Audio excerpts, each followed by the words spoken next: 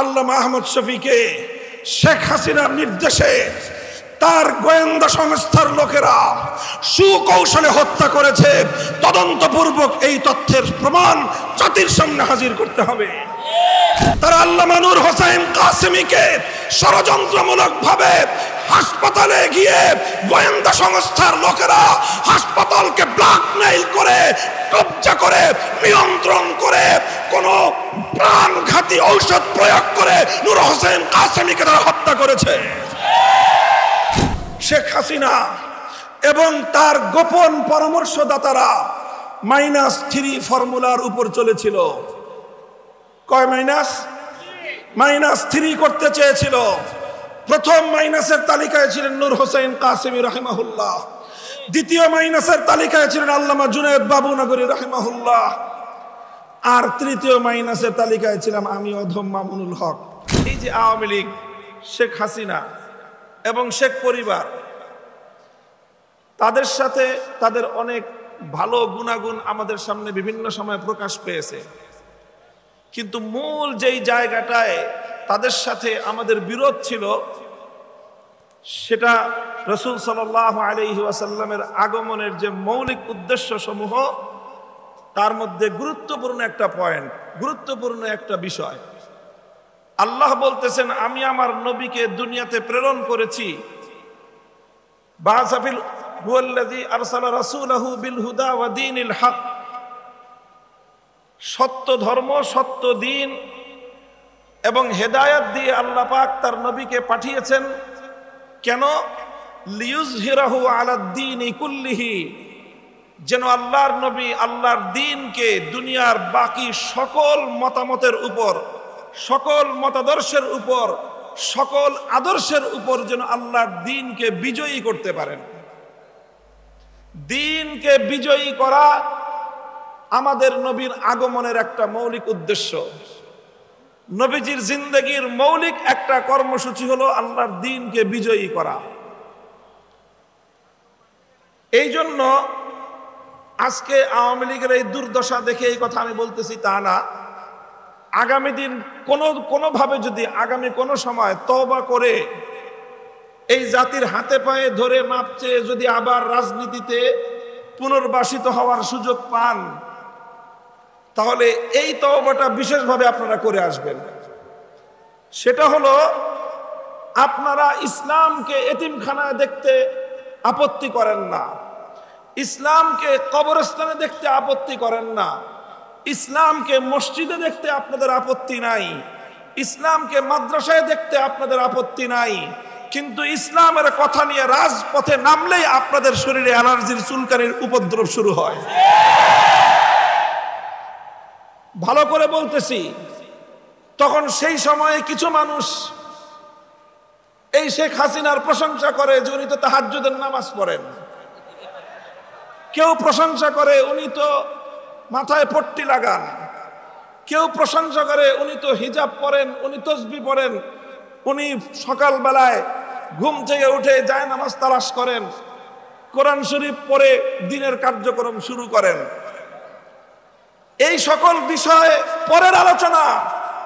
প্রথম কথা হলো, ইসলাম আল্লাহর জমিনে বিজয়ী আদর্শ হিসেবে প্রতিষ্ঠিত হবে। আপনার রাজনৈতিক দর্শনে এটাকে মানার কোনো সুযোগ আছে কিনা সেটা বলবেন। ওলামায়ে কেরাম মসজিদে কথা বলবেন, ওলামায়ে কেরাম দ্বীনের মাসআলা বলবেন, ওলামায়ে কেরাম দ্বীনের দাওয়াতের কথা বলবেন, সেই সঙ্গে ওলামায়ে কেরাম আল্লাহর দ্বীনকে রাজনৈতিকভাবে বিজয়ী করবার কথা বলবেন।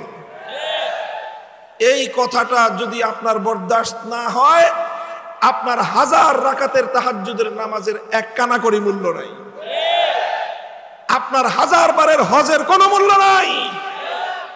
পরিষ্কার কথা, স্পষ্ট কথা। শুধু আওয়ামী লীগ নয়, এই জাতীয় যারাই আছেন, ইসলামকে রাজনৈতিক ভাবে দেখতে আপনাদের পছন্দ হয় না, পয়গাম শুনে রাখেন, বাংলাদেশে আপনাদেরকে আমরা বরদাস্ত করতে পারবো না।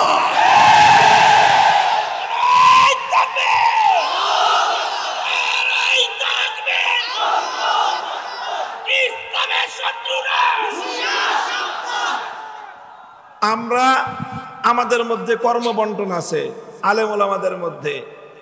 কেউ তালিমের কাজ করবে, শিক্ষকতার কাজ, ইলম শিখাবে। কেউ দাওয়াত এবং তাবলীগের কাজ করবে। কেউ তাজকিয়া এবং ইসলাহের কাজ করবে। আর কারো জিন্দগির মূল কাজ হবে ইসলামকে রাজনৈতিকভাবে বিজয়ী করা। কাজেই কেউ যদি ইসলামী শিক্ষার বিরোধিতা করে সে যেরকম মুরতাদ, কেউ যদি ইসলামী দাওয়াতের বিরোধিতা করে সে যেমন মুরতাদ, কেউ যদি ইসলাহ এবং তাজকিয়ার বিরোধিতা করে সে যেরকম মুরতাদ, কেউ যদি ইসলামী রাজনীতির বিরোধিতা করে সেও মুরতাদ। এই প্রশ্নে কোনো আপোষ নাই, কোনো আপোষ নাই।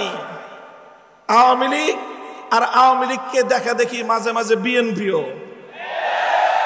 এই কথা বলার চেষ্টা করে, এই কথা বলার চেষ্টা করে যে রাজনীতিতে ধর্মের প্রবেশের কোনো সুযোগ নাই। মনে রাখো, এই কথা যদি তোমরা পরিবর্তন না করো, এই কথা যদি পরিবর্তন না করো, আগামী দিনে বাংলাদেশ তোমাদের ব্যাপারে একই সিদ্ধান্ত নিবে। মনে রেখো, ইসলামের বিজয়ের এক বাতাস প্রবাহিত হয়েছে। সেই বাতাস ইমারতে ইসলামিয়া কায়েম করেছে। সেই হাওয়ায় দুলতে দুলতে আমেরিকার নেতৃত্বাধীন পশ্চিমা জগৎ পরাজয় মেনে নিয়েছে। সেই বাতাসে দুলতে দুলতে হামাসের কাছে ইসরায়েল নতি স্বীকার করতে বাধ্য হবে। সেই হাওয়া বাংলার মাটিতে লেগেছে। ইনশাআল্লাহ ইসলাম বাংলাদেশের ক্ষমতা দখল করবে। নারে তাকবীর, নারে তাকবীর, তরিকুনা তরিকুনা, সাবিলুনা সাবিলুনা, নারে তাকবীর। কথাটা আমাদের পরিষ্কার। অন্যান্য ধর্মের ব্যাপারে আমার কোনো কথা নাই। আমি যতটুকু তুলনামূলক ধর্মতত্ত্ব নিয়ে পড়াশোনা করেছি, জেনেছি, শুনেছি, অন্য কোনো ধর্ম রাজনৈতিকভাবে বিজয়ী হওয়ার অভিলাষ রাখে না। এই জন্য ওই সকল ধর্মগুলো রাজনীতিতে থাকবে কি থাকবে না সেটা তাদের ধর্ম প্রণেতা যারা আছে, ধর্মের নিয়ন্ত্রক যারা আছে, অন্য সবগুলো ধর্ম নিয়ন্ত্রণ করে মানুষ। একমাত্র ইসলাম ধর্ম এমন যে তার নিয়ন্ত্রণের বাগডোর কোনো মানুষের হাতে নয়, বরং স্বয়ং আল্লাহর হাতে। আল্লাহ যেভাবে ইসলামকে তরতিব দিয়েছেন, সেটআপ দিয়েছেন, এখানে কিয়ামত পর্যন্ত এক নক্তার পরিবর্তন করার সুযোগ কারো জন্য নাই। এবং ইসলামকে আল্লাহ পাক দুনিয়াতে রাজনৈতিকভাবেও বিজয়ী হওয়ার জন্য পাঠিয়েছেন। একটা কথা শেষ। 2 নম্বর কথা, হযরত রাসূল আকরাম সাল্লাল্লাহু আলাইহি ওয়াসাল্লামের মক্কা বিজয়ের সময়ের একটা ঘটনা আমি বলবো ছোট্ট করে। আল্লাহর নবী মক্কা বিজয়ের পরে আম্মা জান হযরত আয়েশা রাদিয়াল্লাহু আনহার কাছে নিজের একটা আকাঙ্ক্ষা ব্যক্ত করলেন, অভিব্যক্তি ব্যক্ত করলেন যে আমার মনে চায় আমি আল্লাহর ঘর বাইতুল্লাহ শরীফের মধ্যে 3টা পরিবর্তন আনি। কয়টা পরিবর্তন? 3টা। প্রথম পরিবর্তন হলো, আমার মনে চায় আমি বাইতুল্লাহ শরীফটাকে ইব্রাহিম আলাইহিস সালাতু ওয়াস সালামের বেনা, ওনার ভিত্তির উপর পুনর্নির্মাণ করি। অর্থাৎ লম্বা ইতিহাস, বর্তমান যে কাবা শরীফ, এটা ইব্রাহিম আলাইহিস সালাতু ওয়াস সালামের বানানো কাবা থেকে 2/3 নিয়ে বাইতুল্লাহ, আর 1/3 বাইতুল্লাহ শরীফের বাইরে আছে, যেটা হাতিম দিয়ে ঘেরাও করে রাখা। নবীজি বলেন আমার আকাঙ্ক্ষা হয় যে ওই 1/3 যেটা বাইতুল্লাহর বাইরে আছে সেটাকেও বাইতুল্লাহর ভিতরে অন্তর্ভুক্ত করে দেই। এটা হলো একটা পরিবর্তন করতে মনে চায়। দ্বিতীয় পরিবর্তন করতে মনে চায় যে আমি বাইতুল্লাহর দরজাটা, এখন মানুষের মাথা সমান উঁচু আছে বাইতুল্লাহর দরজার পাটাতন, আমার মনে চায় সেটাকে ভেঙে জমিনের সাথে মিশায় দেই। যেমন অন্যান্য ঘরের দরজা, মসজিদের দরজা যেরকম থাকে ফ্লোর বরাবর, আমার মনে চায় বাইতুল্লাহর সেই দরজাটা নিচু করে ফ্লোর বরাবর করে দেই। 2 নম্বর।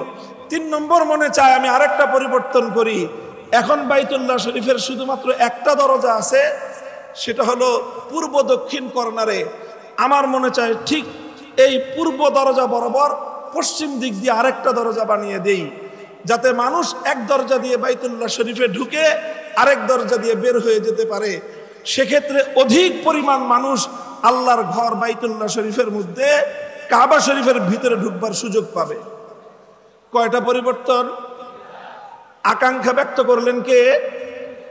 স্বয়ং আল্লাহর রাসূল সাল্লাল্লাহু আলাইহি ওয়াসাল্লাম। এটা বুখারী শরীফ সহ সমস্ত হাদিসের কিতাবের মধ্যে এই কথা বর্ণিত আছে। এই কথা আল্লাহর নবীজি বলছেন কখন? মক্কায় পরাজিত অবস্থায় না বিজয়ী অবস্থায়? যখন মক্কা মদিনার পরিপূর্ণ নিয়ন্ত্রণ ক্ষমতা আল্লাহর নবীর হাতে। স্বাভাবিকভাবেই প্রশ্ন জাগতো যে হুজুর, এখন আপনি যা চাইবেন সেটাই তো হবে। তা আপনি মক্কা বাইতুল্লাহকে পুনর্নির্মাণ করেন, বড় করে দেন, দরজা নামায় দেন, আরেকটা দরজা বানায় দেন, আপনি যা বলবেন সেটাই তো ফরমান, সেটাই রাষ্ট্রীয় হুকুম, সেটাই শরীয়তের হুকুম। আপনার কথার সাথে তো বিরোধ করবার কারো শক্তি এখন আর নাই। আল্লাহর নবী বললেন যে এটা যদি আমি এখন করি, তাহলে কিছু সাধারণ মানুষের মধ্যে যাদের বুঝ কম, যাদের জ্ঞান কম, যাদের ইলম কম, যারা নতুন নতুন মুসলমান হয়েছে, ইসলামের প্রতি এখনো তাদের পরিপূর্ণ আস্থা বিশ্বাস তৈরি হয়নি, তারা বিভ্রান্তিতে পড়বে। এই জন্য এই কাজগুলো আমি করতেছি না। ইমাম বুখারী রহমতুল্লাহি আলাইহি এই হাদিসকে সামনে রেখে একটা অধ্যায় স্থাপন করেছে, বাবু মান তারাকা বাযাল ইখতিয়ার মাখাফাতা আন ইয়াকসুরা ফাহমু বাযিস সামি' ফায়াকাউ ফি আশাদ্দ মিনহু। ইমাম বুখারী বলেছেন যে অনেক অনেক উত্তম কাজ ছেড়ে দিতে হয়। কি করতে হয়? কিছু কিছু উত্তম কাজ ছেড়ে দিতে হয়। কেন? কারণ ওই উত্তম কাজটা করতে গেলে কিছু মানুষ সেটা বুঝতে পারবে না, না বুঝে তারা অনেক বড় বিভ্রান্তিতে পড়ে যাবে। সেই সকল মানুষগুলোকে বিভ্রান্তির হাত থেকে বাঁচানোর জন্য মাঝে মাঝে কিছু কিছু উত্তম কাজও ছেড়ে দিতে হয়। যেমন এই ক্ষেত্রে আল্লাহর নবী বাইতুল্লাহ শরীফকে সংস্কার করার কাজটা করেন নাই, ছেড়ে দিয়েছেন। কেন? যাতে ওই নব মুসলিম মানুষগুলো যেন বিভ্রান্তির শিকার না হয়ে যায়। কাজেই বুজুর্গদের যত মাজার আছে, বুজুর্গদের যত কবর আছে, সেই কবরগুলোকে যারা পাকা করেছে অনেক বড় গুনাহের কাজ করেছে। সেই কবরগুলোর উপর যারা দালান কোঠা নির্মাণ করেছে, কোন ইমারত নির্মাণ করেছে, সুস্পষ্ট আল্লাহর নবীর সহিহ হাদিস লঙ্ঘন করে তারা বুজুর্গদেরও অভিশাপ কুড়িয়েছে, আল্লাহর নবীর হাদিসের বিরোধিতা করে তারা বড় ধরনের পাপ করেছে। এই সব কথাগুলি তার আপন জায়গায় সঠিক, তবে মনে রাখতে হবে এই সকল বড় বড় বুজুর্গ, শাহজালাল মুজাররদে আমানি, খানজাহান আলী, শাহ ফারান রহমতুল্লাহি আলাইহি, বায়াজিদ বুস্তামি, সমস্ত বড় বড় বুজুর্গ যাদের কবর পাকা করেছেন, এই কবরগুলো এই সমস্ত বুজুর্গরা পাকা করেন নাই। পাকা মৃত্যুর আগে না পরে, মৃত্যুর পরে যেটা পাকা হলো ওটা ওনারা করছেন না পরবর্তীতে কেউ করেছে? পরবর্তীতে যারা করেছে তারা ভুল করেছে, অন্যায় করেছে। তারা যখন অন্যায় করেছে, এরপরে সেই বুজুর্গদের কবরগুলোকে কেন্দ্র করে শিরক বিদআতের আখড়া বসিয়েছে কিছু মানুষ। কাজেই এই ক্ষেত্রে আল্লাহর পয়গম্বরের সিরাত অনুযায়ী আমাদের কর্মপন্থা হতে হবে, আমাদের এই সকল কবরগুলো থেকে শিরক এবং বিদআত নির্মূল করতে হবে, এমন ভাবে করতে হবে যেন মানুষ বিভ্রান্তির শিকার না হয়। কেউ যেন প্রকৃত অর্থে আমরা যারা শাহজালালের উত্তরসূরি, প্রকৃত অর্থে আমরা যারা শাহজালাল থেকে আল্লাহু আকবারের ধ্বনির শিক্ষা গ্রহণ করেছি, প্রকৃত অর্থে আমরা যারা শাহজালালের চেতনায় উদ্বুদ্ধ হয়ে গৌর গোবিন্দদের বিরুদ্ধে রুখে দাঁড়াবার প্রেরণা পেয়েছি, কেউ যেন আমাদের বিরুদ্ধে বিষোদ্গার করার সুযোগ না পায়, সেই বিষয়ে খেয়াল রাখতে হবে। এই জন্য বুজুর্গদের কবরগুলোর সঙ্গে এমন কোন আচরণ করা যাবে না যাতে সাধারণ মানুষ, মূর্খ মানুষ, অজ্ঞ মানুষরাও মনে করতে পারে যে ইনারা বুজুর্গদের সঙ্গে বেয়াদবি করতেছে। এমন কোন আচরণ করা যাবে না। বুজুর্গদের কবরকে বাদ দিয়ে আশেপাশে যত শিরক বেদাত আছে, এই সকল শিরক বেদাত এগুলোকে বন্ধ করার ব্যবস্থা করতে হবে। যারা গাঞ্জা খায় বড় বড় বুজুর্গদের কবরে, এই গাঞ্জাখড়ি বন্ধ করতে হবে। নারী পুরুষের অবাধ মেলামেশার যে আয়োজন করে বুজুর্গদের কবরগুলোকে যারা অপবিত্র করছে, সেই অপবিত্র কর্মকাণ্ড বন্ধ করতে হবে। এই সকল কর্মকাণ্ড বন্ধ করার জন্য আমাদেরকে ধীর স্থির ধারাবাহিক পদক্ষেপ নিতে হবে। সরকারকে বলতে হবে পদক্ষেপ নেন। আপনারা তো এখন দাবি করেন যে জনগণের সরকার। এই দেশের অধিকাংশ ধর্মপ্রাণ মুসলমান সমস্ত বুজুর্গদের কবরকে কেন্দ্র করে সংগঠিত শিরক বেদাতের আখড়াকে তারা পছন্দ করে না। কাজেই এই সকল অপকর্ম বন্ধ করেন, বুজুর্গদের কবরগুলোকে এই নোংরামের হাত থেকে রক্ষা করেন। এই সমস্ত বুজুর্গানে দিন, শাহজালাল মুজাররদি আমানি, শাহপরান রহমতুল্লাহ আলাই, খানজাহান আলী রহমতুল্লাহ আলাই, বায়াজিদ বুস্তামি রহমতুল্লাহ আলাই, আমার প্রস্তাব হলো এই সকল কবরগুলো, এই সকল মাজারগুলোকে কেন্দ্র করে যেই অপচক্র, যেই সকল শিরক বেদাতের নোংরামির আখড়া গড়ে উঠেছে, এগুলোকে উপড়ে ফেলে, এগুলোকে উৎখাত করে প্রত্যেকটা মাজারের মধ্যে হাক্কানি মাশায়েখদের খানকাহ কায়েম করা হোক। খালি ভেঙে দিলে হবে না, সাদের আখড়া ভেঙে দিলে কাজ শেষ হবে না।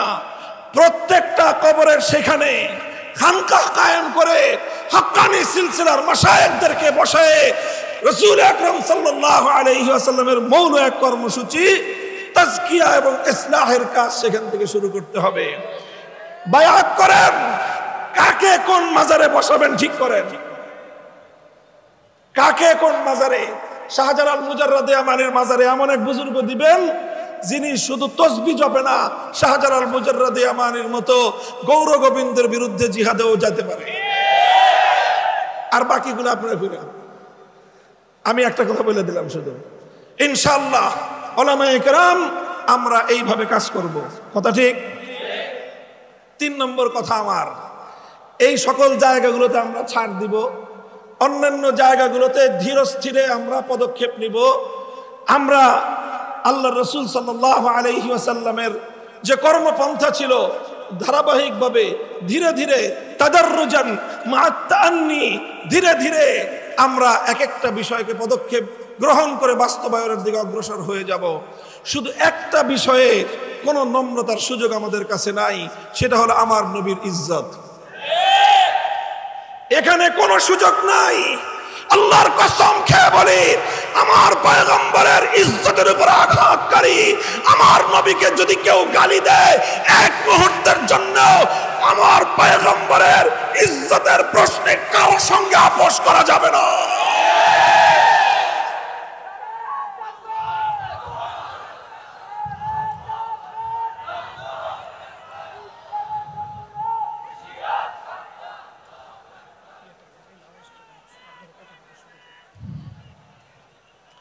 এটা গেল 3 নম্বর কথা। কাজেই আমরা অন্তর্বর্তীকালীন সরকারের কাছে স্পষ্ট পয়গাম দিয়ে দিতে চাই, অনেক ধরনের সংস্কারের কথা শুনতেছি। রাষ্ট্র সংস্কার করবেন, ভালো কথা। নির্বাচন ব্যবস্থার সংস্কার করবেন, আরো ভালো কথা। দেশে ফ্যাসিবাদ যেন তৈরি হতে না পারে, সেই ফ্যাসিবাদের উৎসমুখ বন্ধ করবেন, ভালো কথা। স্বৈরতন্ত্রের সকল সম্ভাবনাকে সমূলে উপড়ে ফেলবেন, আরো ভালো কথা। সব যেমন বন্ধ করবেন, আমার জমিনে ভবিষ্যতে আর কোনদিন কোন কুলাঙ্গার যেন আমার নবীর ইজ্জতের উপর কালিমা লেপন করবার দুঃসাহস না দেখায়, সেই ব্যবস্থা চূড়ান্ত করতে হবে।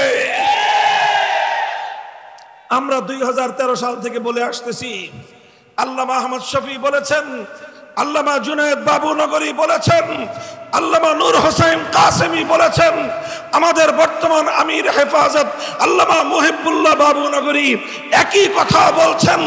আমার নবীর ইজ্জতের উপর কালিমা লেপনকারী, নবীজির উপর কটাক্ষকারী, নবীর ইজ্জতের উপর আক্রমণকারী কোন কুলাঙ্গারের জন্য মৃত্যুদণ্ডের আইন ছাড়া অন্য কোন আইন আমরা মানি না।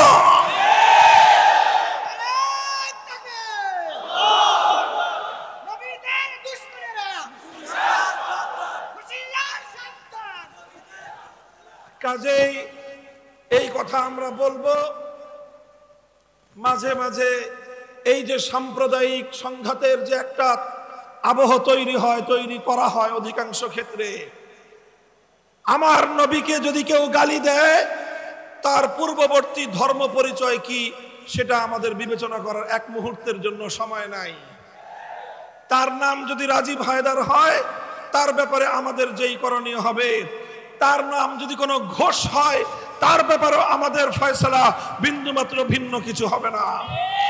আমার নবীর ইজ্জতের উপর কটাক্ষকারীর একটাই পরিচয়, নবীজির যে দুশমন তার একটাই পরিচয়, নবীজিকে যে গালি দেয় তার একটাই পরিচয়। তার কোনো ধর্ম পরিচয় নাই, তার কোনো রাজনৈতিক পরিচয় নাই, তার কোনো গোষ্ঠীর পরিচয় নাই, তার কোনো বর্ণের পরিচয় নাই, তার কোনো ভাষার পরিচয় নাই। আল্লাহর পয়গম্বরের 250 কোটি উম্মতের কাছে তার একটাই পরিচয়, সে গুস্তাখ রাসূল, সে নবীর উপর আক্রমণকারী, সে নবীর দুশমন, সে মানবতার দুশমন। তার একটাই শাস্তি, মৃত্যুদণ্ড কার্যকর করো। নারে তাকবীর, নারে তাকবীর। আল্লাহর রাসূল দুশমনেরা, নাস্তিকদের আস্তানা, নারে তাকবীর। আখেরি কথা আমার, বড় দুঃখ পরিতাপ নিয়ে আজকে কথাটা বলতেছি আমি। আমাদের ওলামায়ে উম্মতকে, আমাদের হেফাজতে ইসলামকে, বাংলাদেশের ইসলামের যে মূল ধারা, এই মূল ধারাকে বিচলিত করার জন্য, বিভক্ত করার জন্য, ঘায়েল করার জন্য এই ফ্যাসিবাদী সরকার যেই ষড়যন্ত্রগুলো করেছে, প্রত্যেকটা ষড়যন্ত্রের স্বরূপ উন্মোচন করে বিচার করতে হবে। এই সরকার আল্লামা আহমদ শফীকে হত্যা করেছে। কেন করেছে? আল্লামা আহমদ শফী রহমতুল্লাহ আলাইকে সুকৌশলে হত্যা করে আল্লামা জুনায়েদ বাবুনগরী সহ তার অনুসারীদেরকে ঘায়েল করার জন্য ফাঁদ পেতেছে। কাজেই প্রথম আল্লামা আহমদ শফীর হত্যাকাণ্ডের সঠিক তদন্ত হতে হবে। যারা আল্লামা আহমদ শফীর পক্ষ হয়ে আল্লামা জুনায়েদ বাবুনগরী সহ আমাদের বিরুদ্ধে এই অপবিত্র কর্মকাণ্ডের সম্পৃক্ততা করার চেষ্টা করেছিল, তাদেরকে রিমান্ডে নিয়ে জিজ্ঞাসাবাদ করতে হবে সরকার কেন তাদেরকে দিয়ে এই কাজ করিয়েছিল। প্রথম কথা, আল্লামা আহমদ শফীকে শেখ হাসিনার নির্দেশে তার গোয়েন্দা সংস্থার লোকেরা সুকৌশলে হত্যা করেছে। তদন্তপূর্বক এই তথ্যের প্রমাণ জাতির সামনে হাজির করতে হবে। 2 নম্বর, দ্বিতীয়, আল্লামা আহমদ শফীর ইন্তেকালের পর শেখ হাসিনা এবং তার গোপন পরামর্শদাতারা -3 ফর্মুলার উপর চলেছিল। কয় মাইনাস? -3 করতে চেয়েছিল। প্রথম মাইনাসের তালিকায় ছিলেন নূর হোসেন কাসেমি রাহিমাহুল্লাহ, দ্বিতীয় মাইনাসের তালিকায় ছিলেন আল্লামা জুনায়েদ বাবুনগরী রাহিমাহুল্লাহ, আর তৃতীয় মাইনাসের তালিকায় ছিলাম আমি অধম মামুনুল হক। তারা আল্লামা নূর হোসেন কাসেমিকে ষড়যন্ত্রমূলক ভাবে হাসপাতালে গিয়ে গোয়েন্দা সংস্থার লোকেরা হাসপাতালকে ব্ল্যাকমেইল করে, কব্জা করে, নিয়ন্ত্রণ করে, কোন প্রাণঘাতী ঔষধ প্রয়োগ করে নূর হোসেন কাসেমিকে তারা হত্যা করেছে। সেই হত্যাকাণ্ডের সঠিক তদন্ত এবং বিচার করতে হবে। এরপরে তারা আল্লামা জুনায়েদ বাবুনগরীর বিরুদ্ধেও একই কৌশল গ্রহণ করেছে এবং আল্লামা জুনায়েদ বাবুনগরীকেও তারা হত্যা করেছে। এই 3 হত্যাকাণ্ডের যথাযথ তদন্ত এবং তার জন্য দায়ীদেরকে জাতির সামনে চিহ্নিত করে মুখ সম্মোচন করে বিচার করতে হবে। আর এরপরে আমাকে একটা করুণা করেছে যে ওর বয়স কম, বেঁচে থাকুক কিছুদিন। আমাদের 3 মুরব্বীরে মারছে, আল্লাহ জানে ওদের মধ্যে কেউ হয়তো আমার প্রতি তার একটু দয়া হয়েছে যে ও বেঁচে থাকুক, কিন্তু এমন ভাবে বেঁচে থাকুক যেন এদেশের মানুষের কাছেও মুখ দেখাতে না পারে। আমাকে জনগণ থেকে বিচ্ছিন্ন করার পায় তারা চালিয়েছিল। আমি পরিষ্কার ভাষায় বলি, 2021 সালের 3রা এপ্রিলের পর আমার বিরুদ্ধে যারা যারা কথা বলেছে, যেই রূপেই বলে থাকুক, যেই হোক, তারা সব উপরোক্ত 3 হত্যাকাণ্ড সহ আমার বিরুদ্ধে ষড়যন্ত্রের সঙ্গে জড়িত ছিল। ব্যাপারটাকে কেউ আমার ব্যক্তিগত বিষয় হিসেবে বিবেচনা করবেন না। আমি ছিলাম 3 জনের একজন, আহাদুস সালাসা। আমি ছিলাম 3 জনের একজন। আমার 2 পূর্বসূরীকে হত্যা করেছে, আমার আল্লামা আহমদ শফিকে তারা হত্যা করে আমি যেন এদেশের ধর্মপ্রাণ মুসলমানদেরকে নিয়ে এই ষড়যন্ত্রের বিরুদ্ধে রুখে দাঁড়াতে না পারি, এজন্য আমার বিরুদ্ধে এমন ষড়যন্ত্রের বীজ তারা বুনেছিল, এমন ষড়যন্ত্রের চাল তারা বিছিয়েছিল যেন ভবিষ্যতে আর কোনোদিন কেউ মামুনুল হক হওয়ার স্বপ্ন না দেখে। মুহতারাম হাজিরিন, আমার কথা আর বেশি কিছু নয়। এই 4টা ঘটনা একই সূত্রে গাথা।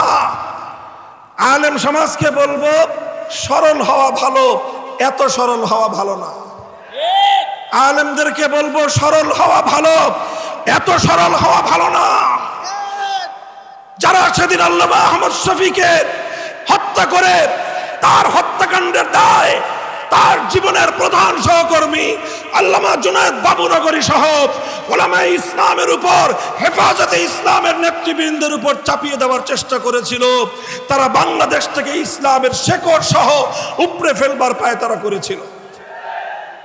কাজেই এগুলো সুন্দরভাবে, এগুলো যথাযথ তদন্ত, এর স্বরূপ উন্মোচন এবং এর সঠিক বিচার এই জাতি প্রত্যাশা করে। কথা বলেন ঠিক না বেঠিক? ইনশাআল্লাহ আমরা ঐক্যবদ্ধ আছি। আমাদের সভাপতি সাহেব আমার জন্য মন্ত্রিত্বের কথা বলেছেন। মন্ত্রিত্ব সাময়িক বিষয়, মন্ত্রিত্ব সাময়িক বিষয়। আমাদের হাফিজ জি হুজুর মন্ত্রিত্ব করেন নাই, আমাদের শেখুল হাদিস আল্লামা আজিজুল হক মন্ত্রিত্ব করেন নাই, আমাদের মুফতি আমিনী রহমতুল্লাহ আলাইহিও মন্ত্রিত্ব করেন নাই, সৈয়দ ফজলুল করিম পীর সাহেব চরমনাই রাহিমাহুল্লাহ মন্ত্রিত্ব করেন নাই, আল্লামা আহমদ শফি মন্ত্রিত্ব করেন নাই, আল্লামা জুনায়েদ বাবুনগরী মন্ত্রিত্ব করেন নাই। আমাদেরও প্রয়োজন না পড়লে মন্ত্রিত্ব করার খাহেশ নাই। তবে একটা খাহেশ আছে, একটা চিন্তা আছে। বাংলাদেশে বোনাস হায়াতটা আমি পাইছি, আমার বেঁচে থাকাটা এখন বোনাস। যদিও বয়স আমার খুব বেশি না, 51 বছর মাত্র শেষ হয়েছে, সেই হিসাবে আমার বয়স স্বাভাবিক হায়াত অনুযায়ী বোনাস বলার কথা না। যেই ষড়যন্ত্রের জাল ভেদ করে আল্লাহ পাক আমাকে আমাদের পূর্ববর্তী আকাবের সালাসার পরে আল্লাহ আমাকে হায়াতে রেখেছেন, এটা আল্লাহ পাকের বিশেষ কুদরত। আমাকে চেষ্টা করেছিল তারা জনবিচ্ছিন্ন করার, আল্লাহ পাক রব্বুল আলামিন মানুষের অন্তরের মধ্যে আমার প্রতি মহাব্বত এবং ভালোবাসা বৃদ্ধি করে দিয়েছেন। এটা আমার কোনো কারামত নয়, এটা আল্লামা আহমদ শফির কারামত, এটা আল্লামা জুনায়েদ বাবুনগরীর কারামত, এটা আল্লামা নূর হোসেন কাসিমের কারামত। তাদের এই হত্যাকাণ্ডের কথাটুকু জাতির সামনে তুলে ধরার জন্যই হয়তো আল্লাহ আমাকে বাঁচিয়ে রেখেছেন। পরিষ্কার বলতে চাই, পরিষ্কার বলতে চাই, জালিম ফ্যাসিবাদী স্বৈরাচারী হাসিনার আমলেও হকের মূল কথার ক্ষেত্রে আপোষ করার চিন্তা করি নাই। ভালো ভালো বুঝাইছিলাম, মরা বাপের মূর্তি বানায়েন না, ভালো হবে না। মানুষটা মারা গেছে এবং তাকে আমরা মুসলমানই মনে করি, কাজেই তার মূর্তি বানায় আল্লাহর সামনে তাকে লজ্জিত করেন না, জনগণের সামনে তাকে অপমান করার ব্যবস্থা করেন না। কথাটা ভালো লাগলো না আমাদের? আমার বিরুদ্ধে তিনি ক্ষিপ্ত হলেন, জাতীয় সংসদে তিনি আমার বিরুদ্ধে কথা বললেন, তার গোটা রাষ্ট্রযন্ত্রকে আমার বিরুদ্ধে লেলিয়ে দিলেন। ডিজিএফআই, এনএসআই সহ প্রত্যেকটা গোয়েন্দা সংস্থা যাদের কাজ ছিল রাষ্ট্রের নিরাপত্তা নিশ্চিত করা, সব কাজ বাদ দিয়ে তারা আমাদের আলেম সমাজকে জাতির সামনে হেয় প্রতিপন্ন করার জন্য তারা মাঠে নেমে নামলো। খালি কাদেরকে বরখাস্ত করতেছেন দেখতেছি আমরা। আমাদের ওই নাটকের সময় কারা কারা ছিল অনেকের চেহারা আমার মনে আছে। কারা কারা আদালতে আমাকে উঠানোর সময় আমার আইনজীবীকে পর্যন্ত হুমকি দিয়ে আদালতের কাঠগড়ে আসতে দেন নাই, চেহারাগুলো আমার মনে আছে।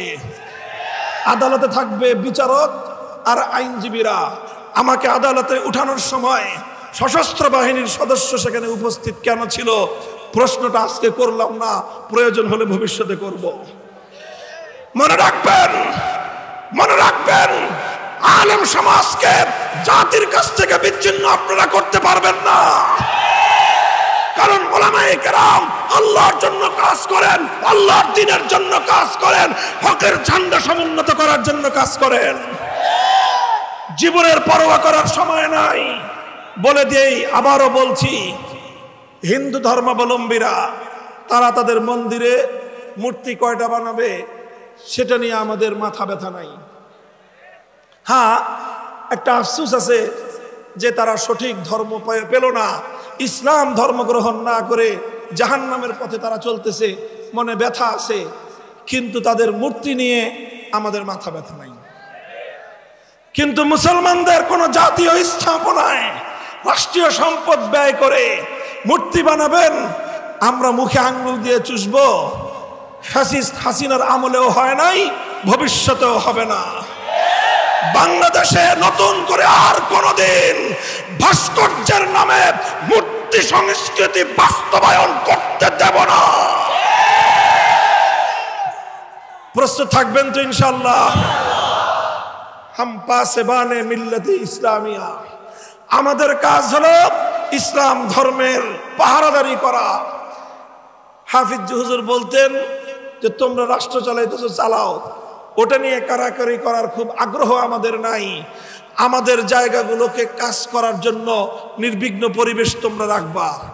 আমাদের কোনো কাজের ব্যাপারে নাক গলাতে আসবা, সে নাক আমরা কেটে ফেলবো।